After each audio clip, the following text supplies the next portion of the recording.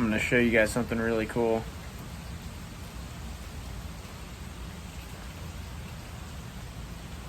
You're probably thinking, oh, it's just rain. We live in Georgia. That's not very cool. No, it is cool. We live in a climate that is very nice and cool on days like today in the middle of summer.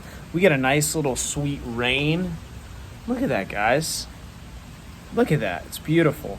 Anyway, the reason I am putting out this video today is I have some announcements. I've got dates for you guys, and not the kind you eat. All right, coming at you. August 1st, we're back, baby. Wes and I are working very hard to finish up some last projects to make sure that the sanctuary is ready to rock come August 1st, and we worship in person in full. Second date, save the date, August 15th. August 15th. August 15th. We are having a worship volunteer dinner. Not just musicians, we're talking AV volunteers, liturgists, prayer people, communion elders, etc. Time to be determined, but it's our time to say thank you from myself and leadership, to talk about this last year, to show our appreciation for you guys, to recognize key volunteers, and talk about some really awesome things to come.